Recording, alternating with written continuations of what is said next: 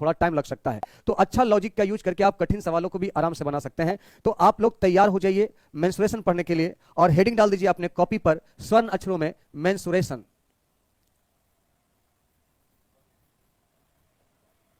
Menstruation में हम लोग 2D पढ़ने वाले हैं, और वॉल्यूम का भी हम कोई डिस्कस नहीं करेंगे। मेंस्ट्रुएशन जैसी समाप्त होगा वॉल्यूम स्टार्ट करेंगे, वॉल्यूम जैसी समाप्त होगा तो प्रिज्म और पिरामिड स्टार्ट करेंगे। ठीक है, तो चलिए, ठीक है, ठीक से चल रहा है ना धीरज सब? चलिए, क्लास आप लोग का सही से चल रहा है। तो मेंस्ट्रुएशन में आपको कौन कौन सा टॉपिक पढ़ना है वो देखिए। मेंस्ट्रुएशन में सबसे पहले आपको पढ़ना है ट्रायंगल यानी त्रिभुज, और उसके बाद आपको पढ़ना है क्वाड्रिलेटरल यानी चतुर्भुज, और चतुर्भुज के बाद आपका आता है, समझ गए, चतुर्भुज आएगा, और चतुर्भुज के बाद आपका वृत्त पढ़ना है, और वृत्त के बाद आपको बहुभुज पढ़ना है। इतने चैप्टर को आपको पढ़ना है, ये चैप्टर है। और इन सभी में पढ़ना क्या क्या है, तो इन सभी में आपको 2-3 चीज पढ़ना होता है, परिमाप, क्षेत्रफल, आपका इस टाइप का क्वेश्चन आ जाएगा। ठीक है, तो चलिए, लेट खुला नहीं आपका, लेट स्टार्ट ही हुआ है। ठीक है, लेट मैंने स्टार्ट ही किया। ठीक है, तो जिनके क्लास में थोड़ा बहुत प्रॉब्लम हो रहा है वो क्लास को बैक करके दोबारा चालू करिए, सही हो जाएगा। ठीक है, तो इतने टॉपिक को पढ़ना है। तो इसमें आपका बहुत सवाल पूछे जाते हैं, बहुत प्रकार के सवाल बनते हैं। तो चलिए एक एक करके हम लोग डिस्कस करते हैं। सबसे पहले हम लोग त्रिभुज का हेडिंग डालेंगे। त्रिभुज का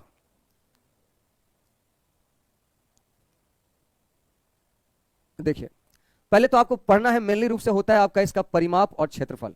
देखिए, इसमें आपको मेनली रूप से परिमाप और क्षेत्रफल पढ़ना है।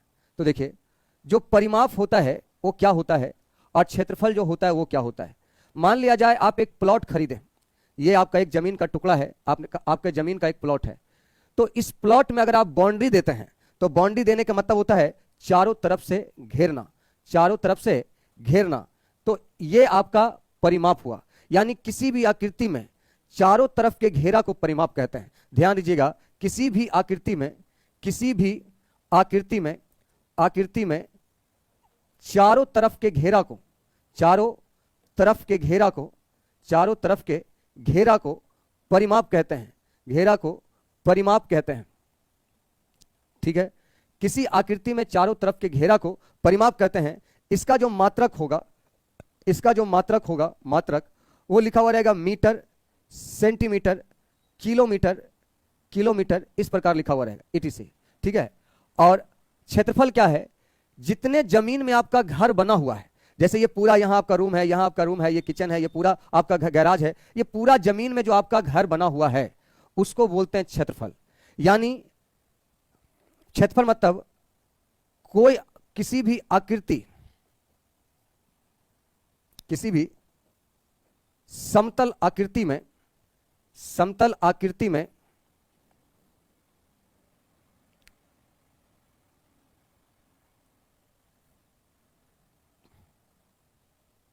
ऐसे किसी समतल कोई भी समतल आकृति, किसी भी समतल स्थान में कोई भी बंद आकृति, कोई भी बंद आकृति, कोई भी बंद आकृति जो स्थान घेरती है, जो स्थान घेरती है, जो स्थान घेरती है, वो उसका क्षेत्रफल होता है। एकदम हम देसी भाषा में लिखाए हैं इसके परिभाषा को, वो उसका क्षेत्रफल कहलाता है, वो उसका क्षेत्रफल कहलाता है। इसका मात्रक, इसका मात्रक, इसका मात्रक metre square, centimetre square, kilo इत्यादि होता है। यानी इसमें आपका पावर 1 होता है और क्षेत्रफल में पावर 2 हो जाता है। मीटर स्क्वायर बोलेगा तो क्षेत्रफल, मीटर बोलेगा तो परिमाप, सेंटीमीटर स्क्वायर बोलेगा तो क्षेत्रफल, सेंटीमीटर बोलेगा तो परिमाप। यह आपका परिभाषा हो गया परिमाप और क्षेत्रफल का। किसी भी आकृति में चारों तरफ के घेरा को परिमाप कहेंगे और इसको मात्रक जो होता है मीटर, सेंटीमीटर इत्यादि होता है। लेकिन क्षेत्रफल की बात करें तो किसी समतल में घेरे गए स्थान को क्षेत्रफल कहते हैं। इसका मात्रक मीटर स्क्वायर, सेंटीमीटर स्क्वायर, वर्ग फुट वगैरह इत्यादि होता है। ठीक है, मेंसुरेशन कितने दिन में समाप्त होगा सर? मेंसुरेशन समाप्त होने में लगभग 15 क्लास लगेगा, 15 क्लास। ठीक है, परिमाप का मतलब पेरीमीटर और क्षेत्रफल का मतलब एरिया। इसका मतलब होता है आपका पेरीमीटर, इसका अंग्रेजी होता है एरिया। और किसी भी क्लोज आकृति को चारों तरफ से किसी भी आकृति में चारों तरफ क्लोज जो करते हैं उसी को परिमाप करते हैं, चारों तरफ से जो घेरते हैं। और किसी क्लोज आकृति में घेरे गए स्थान को आप क्षेत्रफल बोलते हैं। ठीक है, यहां तक सभी को क्लियर है। अब इसमें हम लोग पहले हेडिंग देंगे त्रिभुज। त्रिभुज मतलब ट्रायंगल, त्रिभुज मतलब ट्रायंगल। तो देखिए ट्रायंगल जो होता है, सबसे पहले आपका किसी भी ट्रायंगल का जो परिभाषा होता है वो सब आपको ज्योमेट्री में बताया जाता है। यहां हम परिभाषा वगैरह नहीं लिखाएंगे, केवल अपने मन से बोल देते हैं, आप समझ लीजिए। त्रिभुज का मतलब वैसी आकृति जो किसी समतल में तीन ओर से घिरी हो, उसको आकृति को ट्रायंगल कहते हैं। जिसके तीन शीर्ष तीन कोण होते हैं और तीनों कोनों का योग 180 डिग्री होता है, उसको त्रिभुज कहते हैं। त्रिभुज कई प्रकार के होते हैं। एक होता है विषम बाहु त्रिभुज, जिसको आप सिक्लेंट त्रिभुज कहते हैं। उसके बाद आपका समबाहु त्रिभुज, जिसको इक्विलेटरल त्रिभुज कहते हैं। उसके बाद आपका समद्विबाहु त्रिभुज, जिसको आइसोसेल्स ट्रायंगल कहते हैं। फिर एक समकोण त्रिभुज, राइट एंगल ट्रायंगल होता है। और उसके बाद समद्विबाहु समकोण त्रिभुज होता है। तो एक एक करके हम पार्ट बाय पार्ट पढ़ेंगे। और ट्रायंगल का पूरा थ्योरी करने के बाद पहले ट्रायंगल का क्वेश्चन बनाएंगे, उसके बाद चतुर्भुज का थ्योरी करके चतुर्भुज का क्वेश्चन, फिर वृत्त का थ्योरी करके वृत्त का क्वेश्चन, फिर बहुभुज का थ्योरी करके बहुभुज का क्वेश्चन, और फिर सारा का मिक्स करके क्वेश्चन। ठीक है, तो आप हेडिंग डालिएगा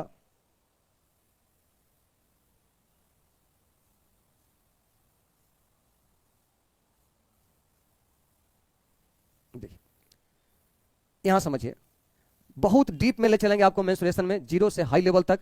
आपको केवल धैर्य बना के रखना है। कुछ बच्चे मुझे इरिटेट कर देते, कितना दिन में खत्म करेगा, कितना दिन में खत्म करेगा। खत्म करने बोलिएगा भैया तो 10 क्लास में खत्म कर देंगे। ऑनलाइन में वही होता है, एक एक क्वेश्चन सब बता दो, 10 दिन में खत्म। आप किसी भी टीचर का, किसी भी आप टीचर, ऑनलाइन टीचर का किसी का उठा के देख लीजिए, वो 10 से 15 दिन, 10 दिन में आपका मेंसुरेशन खत्म कर देता है और 7 से 8 दिन में आपका वॉल्यूम खत्म कर देता है। 15 दिन में दोनों। मुझसे खत्म होने में लगभग 20 से 25 दिन लग जाएगा, क्योंकि मैं बहुत डिटेल तक जाऊंगा। ठीक है, कैट लेवल तक का क्वेश्चन चलेंगे। चलिए, ट्रायंगल में सबसे पहले लिखिए विषम बाहु त्रिभुज। विषम बाहु त्रिभुज,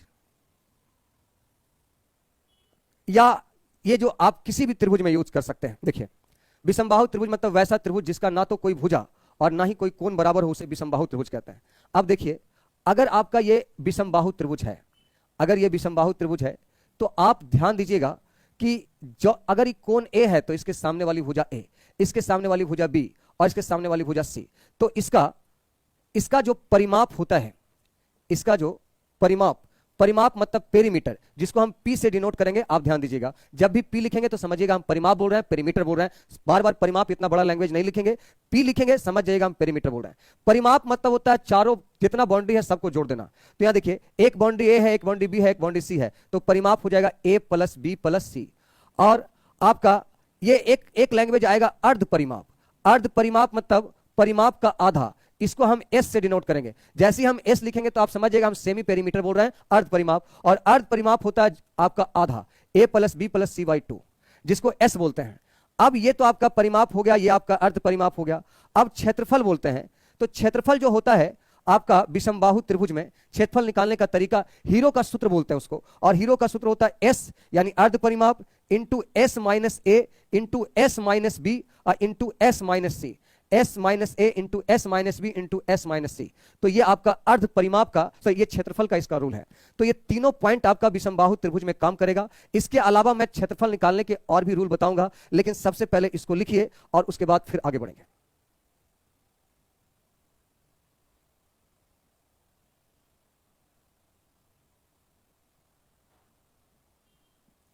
देखिए, नोट साथ में बनाते चलिएगा। और एक बात और है, मैं यकीनन, आप लिख के ले लो, मैं जो आपको मेंस्ट्रुएशन वॉल्यूम पढ़ा दूंगा, आप किसी भी ऑनलाइन या ऑफलाइन कोर्स में किसी भी मास्टर का उठा के देख लेना। अगर जितना क्वेश्चन मैं करवा दिया या जिस लेवल तक मैं क्वेश्चन लेके चल जाऊंगा, ना आपको ऑफलाइन का कोई टीचर करा पाएगा, ना ऑनलाइन का टीचर करा पाएगा। ये मैं दावे के साथ बोलता हूं, पूरा 100% दावा है मेरा इस चीज का। आप उठा के देख लीजिएगा किन्हीं का सवाल।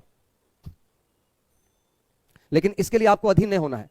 अगर मान लिया जाए 20 दिन की जगह 1 महीना भी लग जाए, तो आपको यह नहीं बोलना है कि सर टाइम ज्यादा लग रहा है, क्योंकि आप पढ़ने मेरे साथ पढ़ेंगे ऐसा कि उसके बाद आपको किसी कोर्स क्या किसी क्लास में जाने की जरूरत ही नहीं होगा। लेकिन इसके लिए आपसे रिक्वेस्ट है, टाइम मुझसे ज्यादा लगेगा तो ये मत बोलिएगा सर टाइम ज्यादा लग रहा है, please.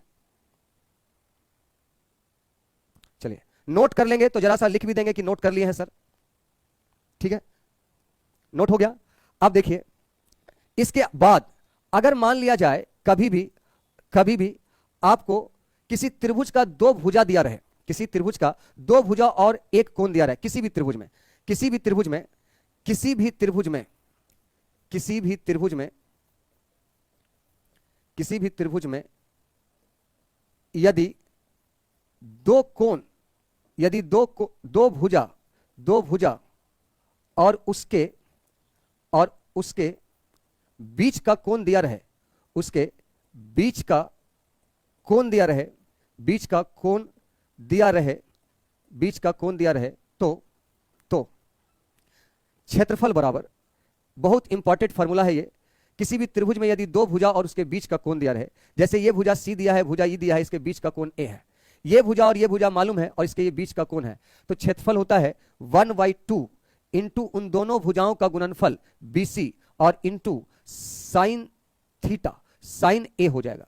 1/2 into BC into sine ए। मान लिया जाए अगर ये दोनों भुजा दिया रहे तो हो जाएगा 1/2 into AC into sine B, और अगर ये दोनों भुजा दिया रहे तो 1/2 इंटू आपका AB इंटू साइन से।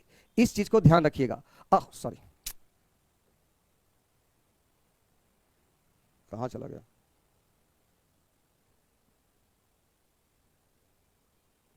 मिस्टेक हो गया मुझसे, देखिए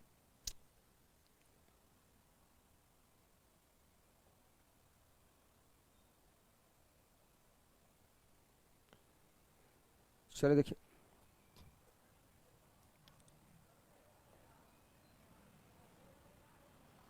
मिट गया,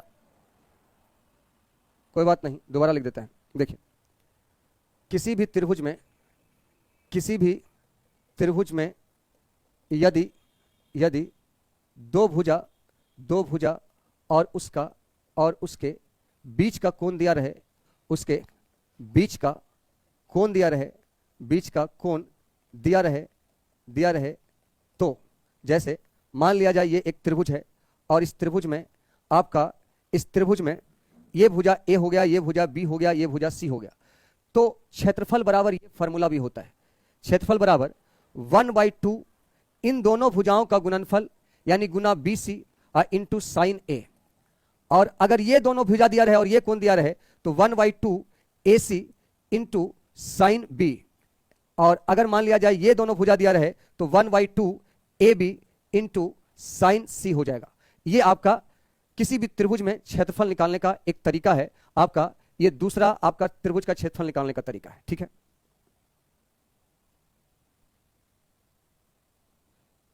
क्लियर? इस किसी भी त्रिभुज में दो भुजा और बीच का कोण दिया रहे तो त्रिभुज का क्षेत्रफल निकालने का एकदम आसान तरीका, दोनों भुजाओं का गुणनफल इंटू उनके बीच का कोण 1/2 के साथ गुना करिएगा तो त्रिभुज का क्षेत्रफल आपका निकल जाएगा, ठीक है। आगे समझिए, आगे इसको तो नोट कर लिया आप, इसको नोट कर लिया आप। नेक्स्ट देखिए, नेक्स्ट समझिए। अगर मान लिया जाए एक तीसरा रूल समझिएगा, किसी भी त्रिभुज में लगेगा है, किसी भी त्रिभुज में, कोई जरूरी नहीं कि कौन सा त्रिभुज है, किसी भी त्रिभुज में ये सब लगेगा, सभी त्रिभुज के लिए मान्य है, किसी भी त्रिभुज में, ध्यान दीजिएगा। अगर मान लिया जाए ये एक त्रिभुज है, ये एक त्रिभुज है और इस त्रिभुज में अंदर में एक वृत्त है, अंदर में एक वृत्त है। पहले तो ये समझिए किसी भी त्रिभुज में आपका जो क्षेत्रफल होता है वो, उसके बारे में बात कर रहे हैं। देखिए पहले तीसरा नोट में ये नोट करिए आप, ये अगर ये त्रिभुज ABC है, अगर ये त्रिभुज ABC है तो अगर A से B पर लंब डालिएगा तो इसके लिए इस त्रिभुज का ये आधार हो जाएगा और ये ऊंचाई हो जाएगा, तो त्रिभुज का जो क्षेत्रफल होगा, किसी भी त्रिभुज में क्षेत्रफल का होगा 1/2 आधार BC, तो ऊंचाई आपका AD होगा, ऊंचाई आपका AD होगा। और इसी त्रिभुज का क्षेत्रफल 1/2 अगर आधार AC तो ऊंचाई आपका BE होगा, यानी 1/2 इंटू आपका हो जाएगा AC इंटू आपका BE, AC इंटू BE, ठीक है। और इसी त्रिभुज का क्षेत्रफल अगर इधर से ऊंचाई डालिएगा, इधर से, तो हो जाएगा 1/2 इंटू आधार AB और ऊंचाई आपका CF। ये सभी त्रिभुज में लगता है, सभी त्रिभुज में लगता है। किसी भी त्रिभुज का क्षेत्रफल होता है 1/2 गुना आधार गुना ऊंचाई होता है। आधार गुना ऊंचाई, किसी भी त्रिभुज के क्षेत्रफल निकालने का ये रूल है कि 1/2 गुना आधार गुना ऊंचाई। अगर आधार ये है तो ऊंचाई इधर से आएगा, अगर आधार ये है तो ऊंचाई इधर से आएगा, और अगर आधार ये है तो ऊंचाई इधर से आएगा, और तीनों ही तरफ से क्षेत्रफल आपका बराबर होगा, चाहे आप किधर से भी काउंट करिए, क्षेत्रफल में कोई इफेक्ट पड़ने वाला नहीं है। ठीक है। हाँ प्रीति, इसका पीडीएफ ऐप पर ही मिलेगा, इसका पीडीएफ। थ्योरी को लिख लिया जाए सर या फिर बुक में मिल जाएगा? सुमन कुमारी, थ्योरी को अगर लिख लिया जाएगा तो आपका अपना नोट्स जो होता है वो बेस्ट कंटेंट्स होता है किसी और के लिखे हुए नोट्स से। आप कहेंगे तो मैं हाथ से लिख के भी दे दूंगा, लेकिन मैं बोलूंगा कि फार्मूला और थ्योरी अपने कॉपी पर अपने अनुसार खुद ही सजा के लिखिए, ठीक है। बाकी क्वेश्चन का पीडीएफ हिंदी और अंग्रेजी दोनों में मैं आपको खुद ही दूंगा, ठीक है। ये हो गया। अब आप चौथा पॉइंट लिखिएगा, अब आप चौथा पॉइंट लिखिएगा। चौथा पॉइंट समझिए, अगर किसी त्रिभुज में अंदर से एक वृत्त गुजार दें आप, किसी भी त्रिभुज में मान लिया जाए अंदर से एक वृत्त गुजार दिया आप, अंदर से एक वृत्त गुजार दिए तो यह वृत्त का केंद्र होगा भाई, यह वृत्त का केंद्र होगा। और आप में से सभी लोग जानते हैं वृत्त के केंद्र से यह इस वृत्त का जो है स्पर्श रेखा का काम करेगा, और स्पर्श रेखा पर खींची गई बिंदु, स्पर्श रेखा पर खींची गई त्रिज्या स्पर्श रेखा पर लंब होता है, तो ये डी आपका लंब हो जाएगा। और ये लंब इधर से खींचिएगा तो ये भी लंब हो जाएगा ओई, ये लंब इधर से खींचिएगा तो ये भी लंब हो जाएगा, क्योंकि स्पर्श बिंदु पे खींची गई त्रिज्या लंब होती है, ये आप सभी लोग जानते हैं। आप समझिए, ये आर का काम करेगा, ये आर का काम करेगा, ये आर का काम करेगा, यानी त्रिज्या का काम करेगा। अब सुनिए, अगर हम इसको यहां से मिला दें और यहां से मिला दें तो एक छोटा सा त्रिभुज बन गया ओ बी सी, और इधर से मिल गया तो ये त्रिभुज और बन गया ए ओ सी और ये ए ओ बी। तो अगर हम बोले आपसे कि ये बताओ कि इस वाले त्रिभुज का क्षेत्रफल क्या होगा, तो आप कहेंगे सर इस वाले त्रिभुज का क्षेत्रफल हो जाएगा। अभी आप बताएं कि किसी भी त्रिभुज का क्षेत्रफल 1/2 गुना आधार गुना ऊंचाई, तो आधार सर बीसी का काम करेगा और ऊंचाई का काम आर करेगा। अरे बीसी को, एक सेकेंड, हम बीसी को यहां पर शॉर्ट में ए लिख देते हैं, इसके सामने बी, इसके सामने सी। आप कहेंगे सर 1/2 गुना आधार गुना ऊंचाई होता है, अगर आप इस त्रिभुज का क्षेत्रफल का डिमांड हमसे आप कर रहे हैं तो इसका मतलब हुआ कि ये इसका आधार हो गया और ये इसका ऊंचाई हो गया, इसलिए इस वाले त्रिभुज का जो क्षेत्रफल होगा सर वो 1/2 इंटू ए इंटू आर होगा, 1/2 इंटू ए इंटू आर होगा। और अगर इस वाले त्रिभुज का क्षेत्रफल का डिमांड हम करेंगे तो आधार बी और ऊंचाई आर होगा, तो यहां 1/2 आधार बी गुना ऊंचाई आर होगा। और अगर हम इस वाले त्रिभुज का बात करेंगे तो आप कहेंगे सर इसका होगा 1/2 आधार सी ऊंचाई आर होगा। और अगर हम तीनों को जोड़ देंगे, अगर हम तीनों को जोड़ देंगे, इसको भी, इसको भी, इसको भी, तो पूरे त्रिभुज एबीसी का क्षेत्रफल आ जाएगा, त्रिभुज एबीसी का क्षेत्रफल आ जाएगा, कंप्लीट क्षेत्रफल आ जाएगा। और इसमें से आप 1/2 आर कॉमन ले लेंगे तो यहां ए बच जाएगा, यहां बी बच जाएगा, यहां सी बच जाएगा, बराबर त्रिभुज एबीसी का क्षेत्रफल हो जाएगा, त्रिभुज एबीसी का क्षेत्रफल हो जाएगा। अब देखिए, अगर R into a plus B plus C by 2 करेंगे तो आप में से सभी लोगों को बताए थे a प्लस बी प्लस सी बराबर आपका s होता है अर्ध परिमाप, यानी r इंटू एस जो है आपका त्रिभुज के क्षेत्रफल को दर्शाएगा, त्रिभुज के क्षेत्रफल को दर्शाएगा। यानी आप कभी भी आपको त्रिभुज का क्षेत्रफल निकालना हो तो उसका एक रूल ये भी है कि r into S where r बराबर अंतःवृत्त की त्रिज्या, भेयर r बराबर अंतःवृत्त की त्रिज्या, अंतःवृत्त की त्रिज्या, और s बराबर आपका अर्ध परिमाप होता है, s बराबर अर्ध परिमाप होता है। तो इस चीज को भी नोट कर लीजिए आप, किसी भी त्रिभुज का क्षेत्रफल r इंटू एस भी होता है,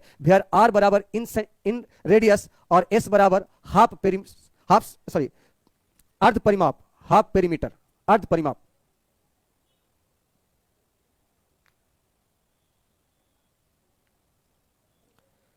साथ साथ नोट्स बनाते चलेंगे, नोट्स भी हम डिटेल में आपको बनवा देंगे। एक बहुत बेहतरीन नोट्स तैयार करना है आपको, और मेंसुरेशन वॉल्यूम का एकदम अच्छे से एक एक क्वेश्चन नंबर बाय नंबर देके बनाना है। और लास्ट में जाके आप जो आपका पीडीएफ देंगे उसका फोटो कॉपी आप लास्ट में एक साथ निकलवाइएगा, शुरुआत में मत निकलवाइएगा, लास्ट में एक साथ निकलवाइएगा। एस बराबर सेमी पेरीमीटर और आर बराबर अंतःवृत्त की त्रिज्या। तो ध्यान रखिएगा किसी भी त्रिभुज का क्षेत्रफल आर इंटू एस होगा। जल्दी से नोट करिए, नोट होने के बाद हमको बताइए भी, जब आपका नोट हो जाए तो मुझे बताइए भी कि सर नोट हो गया।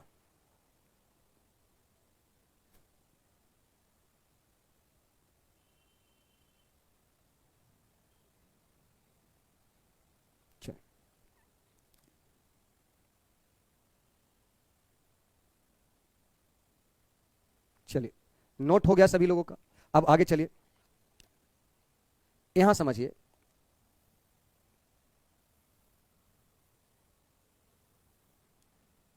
देखिए एकदम मोस्ट इंपॉर्टेंट है, मोस्ट इंपॉर्टेंट। किसी भी त्रिभुज में, किसी भी त्रिभुज में, त्रिभुज के अंतःवृत्त की त्रिज्या, अंतःवृत्त की त्रिज्या, और किसी भी त्रिभुज में, किसी भी त्रिभुज में, किसी भी त्रिभुज में परिवृत्त की त्रिज्या, परिवृत्त की त्रिज्या। देखिए किसी भी त्रिभुज में अंतःवृत्त की त्रिज्या, अंतःवृत्त की त्रिज्या मतलब ये त्रिभुज है और इसके अंदर में कोई वृत्त गुजरेगा तो इसका त्रिज्या, और ये अगर कोई त्रिभुज है और इसके बाहर में कोई वृत्त गुजरेगा तो इसके त्रिज्या को आर बोलेंगे। तो किसी भी त्रिभुज के अंतःवृत्त की त्रिज्या स्मॉल आर और परिवृत्त की त्रिज्या कैपिटल आर से डिनोट करेंगे हम लोग। किसी भी त्रिभुज के अंतःवृत्त की त्रिज्या स्मॉल आर और परिवृत्त की त्रिज्या कैपिटल आर। तो स्मॉल आर बराबर क्या होगा वो समझिए। यहां देखिए अगर आर का मान निकालना है तो एस यहां बटा में चल जाएगा, यानी आपका त्रिभुज का क्षेत्रफल, त्रिभुज का क्षेत्रफल और बट्टा में एस हो जाएगा। आपका किसी भी त्रिभुज के अंतःवृत्त की त्रिज्या आर बराबर त्रिभुज का क्षेत्रफल बटा एस। और अगर परिवृत्त की त्रिज्या निकालना हो तो आप करेंगे ए बी सी बटा 4 इंटू त्रिभुज का क्षेत्रफल, 4 इंटू त्रिभुज का क्षेत्रफल। आर बराबर आपका A B C, where A B C बराबर त्रिभुज के भुजा की लंबाई, ए बी सी बराबर त्रिभुज के भुजा की लंबाई और बटा 4 गुना त्रिभुज का क्षेत्रफल।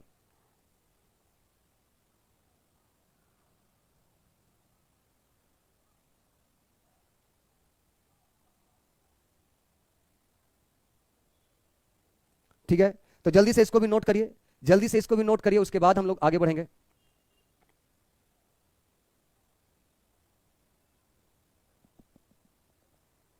हो गया, चलिए ये भी आप लोगों को नोट हो गया।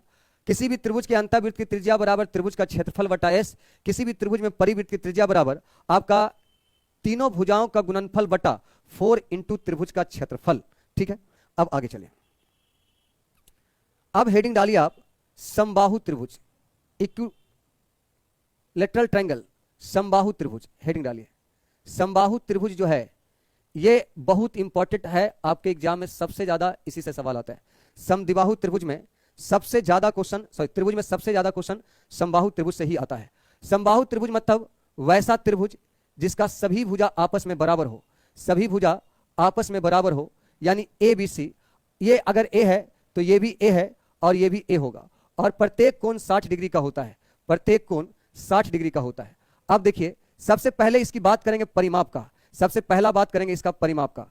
तो इसका परिमाप आपका किसी भी आकृति का जो परिमाप होता है वो होता है सभी भुजाओं का योग। तो सभी भुजाओं का योग का मतलब इस सब को जोड़ दीजिए तो ये 3a होगा।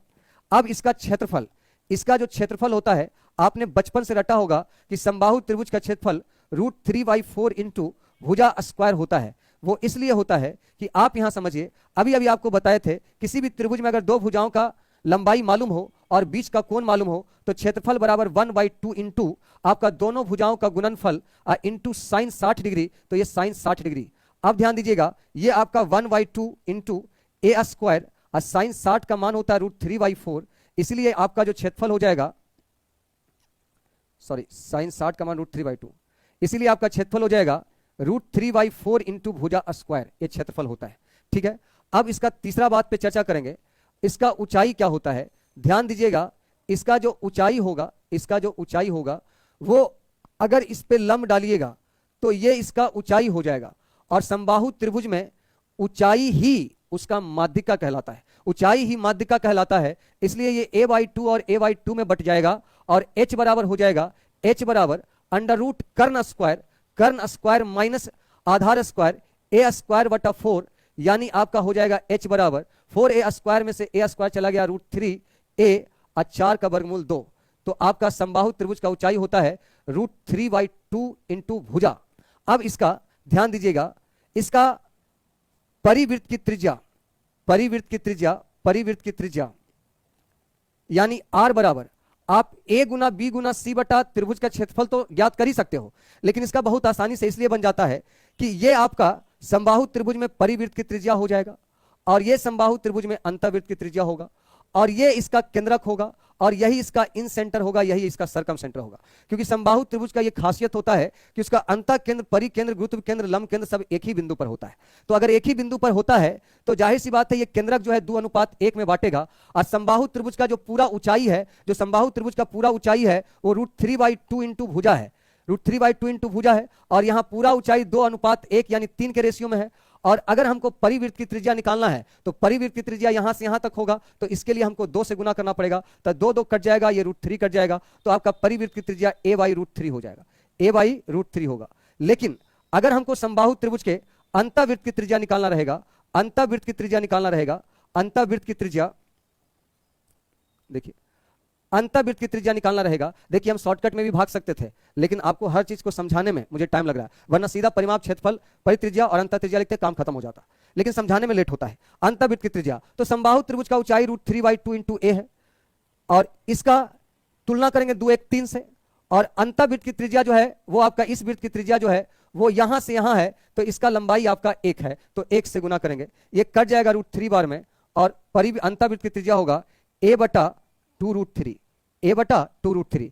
तो यहां पर हम छठा चीज लिख रहे हैं, आपका r इंटू आर का रेशियो भी कई बार एग्जाम में आया है, जिसमें r का मान आपका a/√3 है और इसका मान a/2√3 है। √3 कैंसिल, a कैंसिल, तो ये 2:1 होगा। यानी समबाहु त्रिभुज का भुजा चाहे कुछ भी हो, समबाहु त्रिभुज का भुजा चाहे कुछ भी हो, उसके क्षेत्रफल का रेशियो हमेशा, उसके परित्रिज्या और अंतः त्रिज्या का रेशियो हमेशा 2:1 ही होगा। समबाहु त्रिभुज की भुजा कुछ भी हो जाए, समबाहु त्रिभुज का भुजा कुछ भी हो जाए, उसके परित्रिज्या और अंतः त्रिज्या का रेशियो हमेशा 2:1 ही होता है, यह तय है। तो आप लोग उतारिए जल्दी से इसको, ठीक है, जल्दी से नोट करिए फटाफट।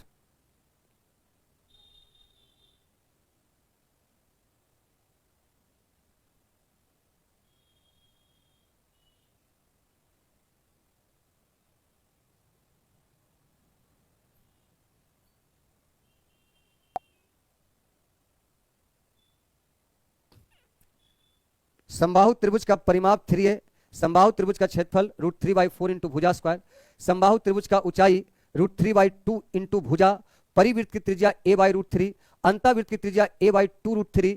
समबाहु त्रिभुज के परित्रिज्या और अंतः त्रिज्या का रेशियो हमेशा 2:1 होगा, 2:1 होगा, ठीक है। जल्दी से इसको उतार लीजिए। स्वाति सिन्हा, सर हम लेट है, कोई बात नहीं, स्वाति रिकॉर्डेड फॉर्म में देख लीजिएगा।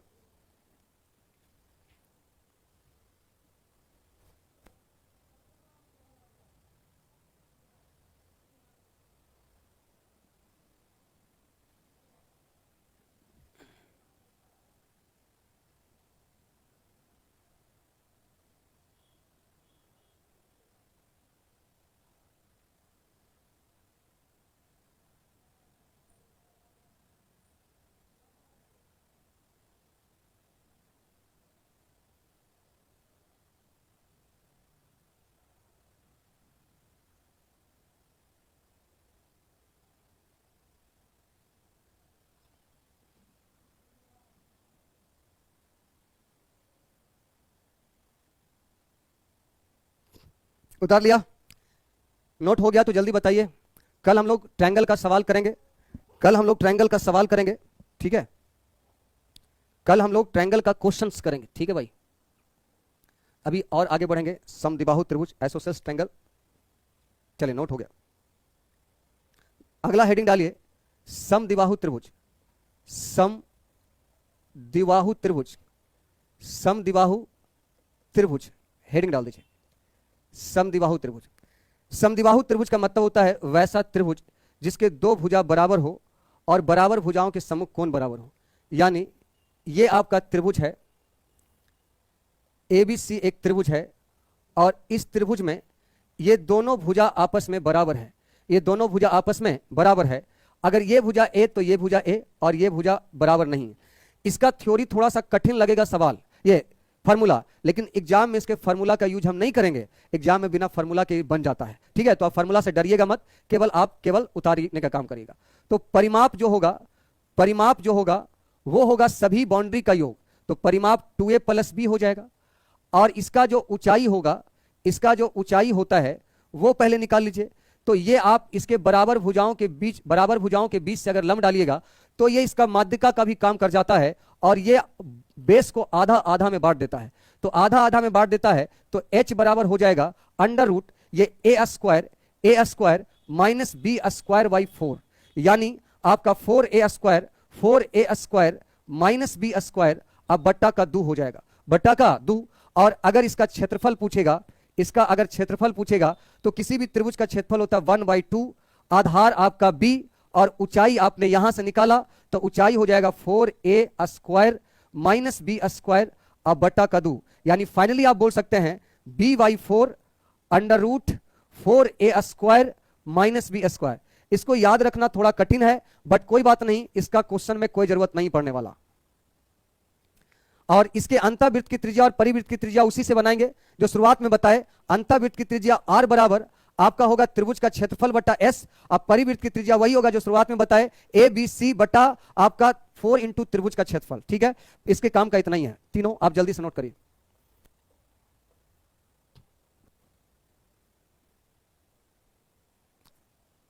शत्रुघ्न कुमार, गुण जो लिखाना है वो प्रॉपर्टी जो है आपको ज्योमेट्री में बताया है। ज्योमेट्री की क्लास जाके देखिए, ज्योमेट्री में प्रॉपर्टी बताया हुआ है सारा कुछ का। और अगर आप ज्योमेट्री नहीं पढ़े हैं तो चिंता नहीं करिए, ज्योमेट्री में गुण लिखाते हैं हम। ठीक है, मेंसुरेशन वॉल्यूम में केवल मेंसुरेशन वॉल्यूम। नोट थोड़ा तेजी में करिए ना, नोट थोड़ा तेजी में करिए। देखिए नोट हो गया, आगे देखिए, आगे लिखिए समकोण त्रिभुज, समकोण त्रिभुज और एक आपका समद्विबाहु समकोण त्रिभुज, समद्विबाहु समकोण त्रिभुज। ये काफी आसान है। देखिए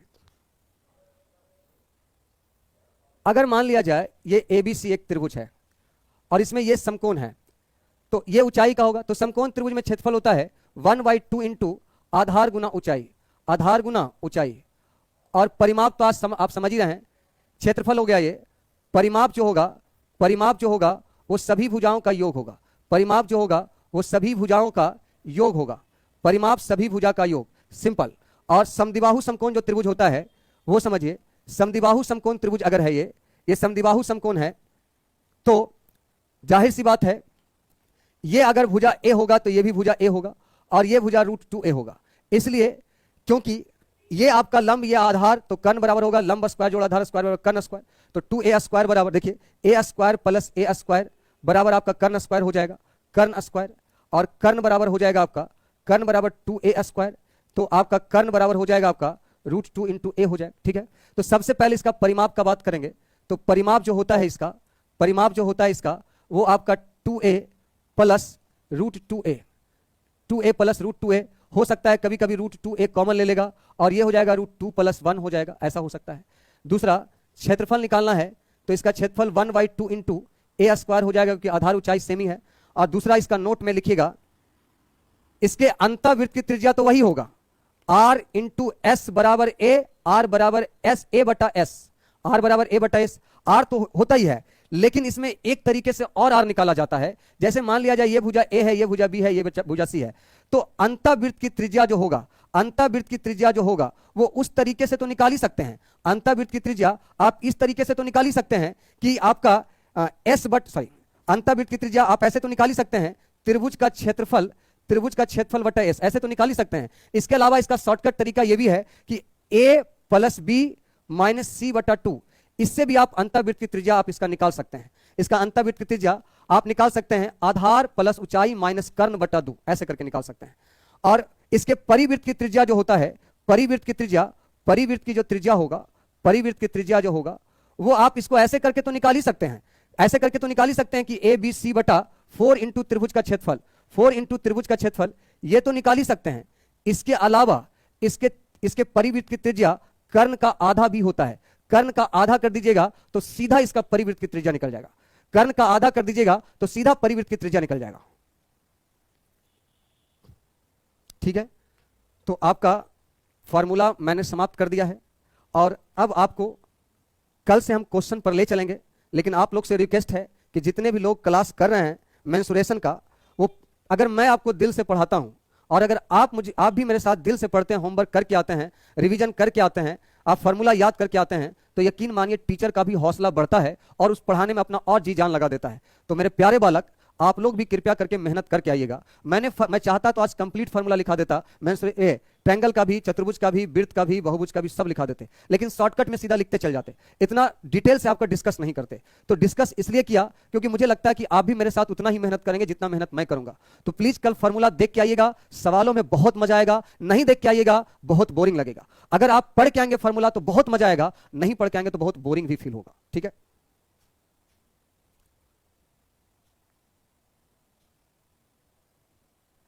बंटी कुमार, प्रैक्टिस के लिए आप ऑफिस से बुक खरीद सकते हो, वरना मैं आपको इतना सवाल यहां भी करवा दूंगा जिससे आपको बुक खरीदने की आवश्यकता नहीं है। लेकिन आपको लग रहा है कि मैं बहुत ज्यादा क्वेश्चन बनाऊं तो आप जाके किताब खरीद लेना क्लासरूम से, लेकिन मैं यहां जो पढ़ाऊंगा ये लेटेस्ट वर्जन का बुक है। ये जो है मैं नया बुक लिख रहा हूं आप लोगों के लिए, मेंस्ट्रुएशन और वॉल्यूम का, ये मेरा नया वाला बुक है। ठीक है, तो आप इससे अगर पढ़ लेंगे तो फिर किसी किताब को पढ़ने की आवश्यकता नहीं होगा। लेकिन फिर भी आप किसी किताब को बनाना चाहते हैं तो बिल्कुल बनाइए, मुझे कोई एतराज नहीं है। और आप प्रीवियस ये क्या बोलता है, मेरे ऑफिस में भी किताब है, उससे भी बना सकते हैं, कोई दिक्कत। ठीक है, ठीक है, बाय बाय।